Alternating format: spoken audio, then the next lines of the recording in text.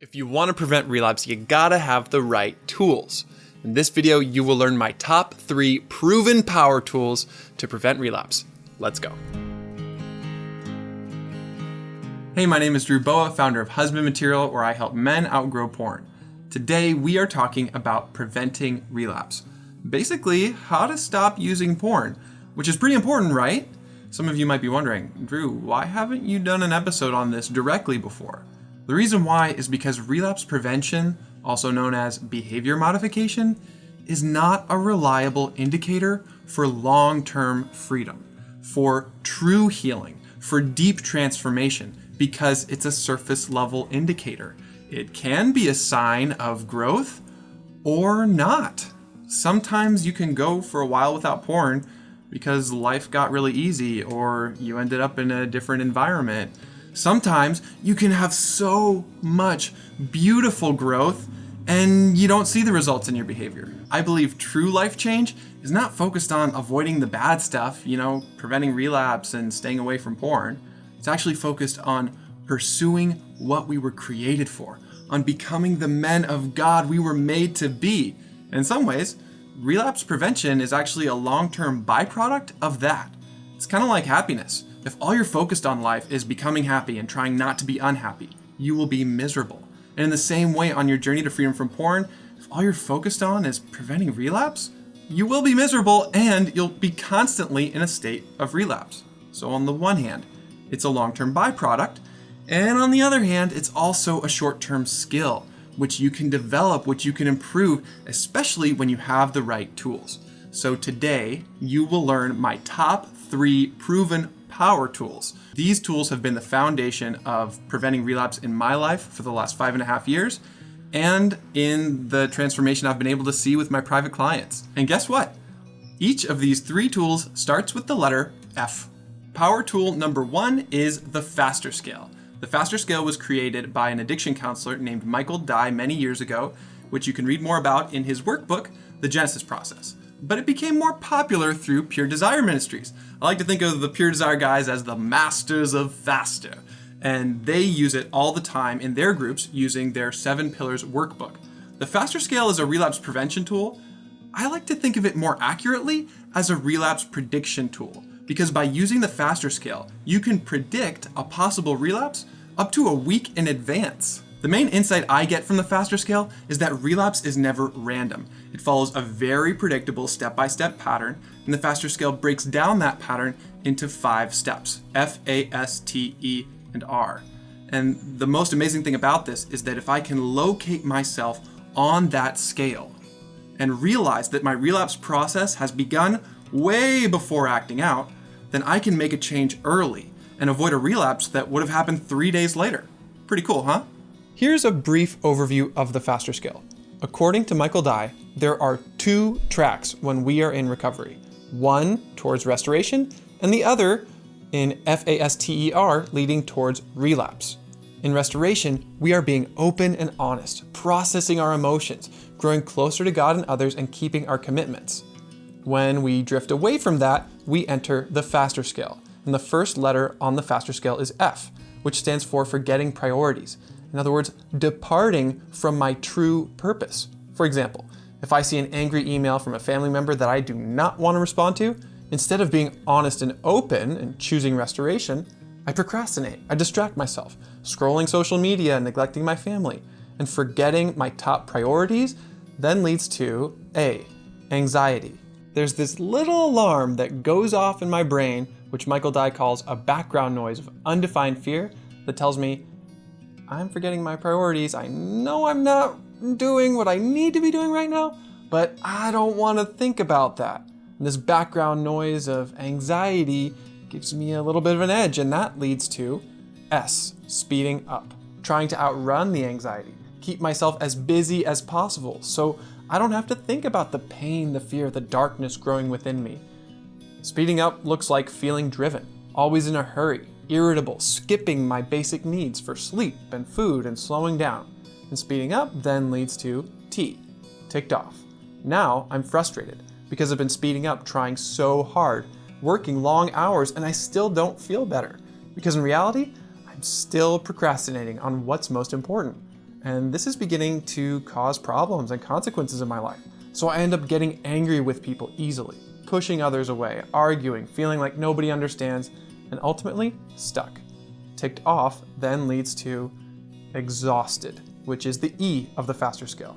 When I'm exhausted, I have no energy. I feel overwhelmed, helpless, tired, numb, wanting to escape, an increase in the cravings for my old coping behaviors, and a complete loss of motivation. When I'm exhausted, then this leads to the R on the faster scale, relapse. Returning to the place I swore I would never go again. Feeling like I just can't manage without porn, at least for now. And the result is a reinforcement of those feelings of shame and abandonment which have been driving me, and that's why relapse can suck you into a cycle where it's hard to get out. It's important to note that we cannot go backwards on the faster scale. We can either move down FASTER closer and closer to relapse, or get off the scale entirely by choosing restoration, by finally being open and honest, finally processing our emotions, pursuing God and others, and keeping our commitments. There are two choices: restoration or faster scale, the road to relapse. Power tool number 2 is the feeling wheel. Originally developed by Dr. Gloria Wilcox, the feeling wheel allows you to name your emotions. It's basically a big circle with a bunch of words in the middle that you can point at and figure out how you're feeling. This is so important because emotional awareness and intelligence and processing is, in some ways, the most important part of healing from porn. I mean, if you can learn how to process your emotions in a healthy way, porn will have no power over you. Why? Because it's ultimately a mood-altering experience. Your unwanted sexual behavior is giving you a chance to not feel something you don't want to feel, and to feel something else that will make you feel better. So if you were able to manage and master your emotions, porn would have no place in your life. The feeling wheel is a great first step towards naming what's going on within me. Name it to tame it. That is the power of the feeling wheel. And my favorite way to use this tool is using a little trick that I got from Troy Haas, who is the director of Hope Quest Ministry Group in Georgia. They provide residential treatment. Troy is great. And he told me with all of his residential treatment patients, he uses this simple formula. I feel blank about blank because blank. Fill in those blanks. Start with the feeling wheel. Identify how you're feeling about what? What's going on in your life right now that is contributing to this feeling? And then ask why. I feel angry because of what my dad just did. Why? Now we're getting into your story. This is a great entry point into learning how to process your emotions in a healthy way, which is the power of the feeling wheel. Power tool number 3 is the floss method. By far, the most powerful technique I've ever used in my own life and with my clients. It brings the biggest breakthroughs. It's basically a shortcut to going from the surface level of whatever you're feeling into the story behind it. So when you're using the faster scale and you're using the feeling wheel and you discover anger, you discover anxiety, where's that coming from in your story? The floss method is how you find out. The floss method combines everything I've learned about brain science, psychology, and spiritual formation by putting it all together into a very simple shortcut of accessing the story, the memory, the difficult childhood experiences that are driving you to relapse. When you can do that and replace self-contempt with self-compassion, the healing is incredible. So how does it work? The F in the floss method stands for fight, flight, or freeze. These are the 3 fear responses we have in our brain. And when you get triggered to use porn to relapse, one of those 3 responses is coming up for you. So it all starts with naming it. Am I in fight? Am I powering up, feeling angry? Am I in flight, feeling the need to run away, feeling anxious and unsafe? Or am I feeling the need to freeze, to shut down, to zone out, to completely escape this world and go to another world in my own head? Once you name that fear trigger driving you towards relapse, the next step is L, which stands for lie. I believe underneath every sin there's a fear, and underneath every fear there's a lie.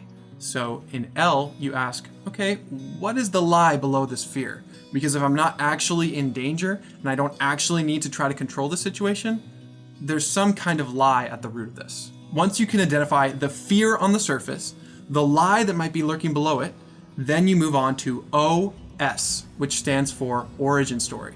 Basically, you ask yourself the magic question: when have I felt this way before? If you're in my private Facebook group, you will know that I ask this question all the time, and it brings up so many stories from the past. When you ask this question, here's an example of what you might find. If you're having a fight response, you might remember a story of when you felt betrayed or violated. If you're feeling a flight response, you might remember a story where you felt unsafe. If you're feeling a freeze response, you might remember a story where you felt powerless and there was nothing you could do. Remembering this origin story will allow you to realize that you're feeling just like that little boy again, who was feeling powerless, unsafe, violated in the very present moment when you're being triggered. And that leads us to the last S, which is sadness. Enter that origin story with compassion, with sadness for what you lost, with sadness for the lies that this story taught you, with sadness for the boy within you who's broken. He needs a hug. He needs the love of God to come to him. And that's what sadness allows you to do. It replaces the fear, fight, flight, or freeze, with God's love. So there you have it. The faster scale, the feeling wheel, and the floss method. These are my 3 proven power tools for preventing relapse. But you want to know what my number 1 tip is for supercharging what you just learned? Don't do it alone. Find one of these tools, get an ally to go through it with you on the phone or in person, and you will have everything you need to prevent relapse. I'm serious. Actually call someone and go through the floss method together. Do a little feeling wheel exercise. Go through the faster scale. If you do this, you will see results. Preventing relapse will get easier. Good news, my friend. It works if you do it. I didn't say it works if you listen to this podcast and get a bunch of information. No, it works if you actually implement this information. And after you're done with this episode, you go try it out for yourself. Better yet, find a friend. Don't do it alone. And you will experience the power of preventing relapse. When you actually use these tools, especially in connection with another brother in Christ at your side, you will experience change. It will get easier. Preventing relapse is a skill that you can develop, and especially with community, with practice, going through the faster scale, the feeling wheel, and the floss method, you will experience deep transformation. You will have the best tools in your toolbox that I have ever known. And notice how I didn't say this information is going to change your life. Information is cheap.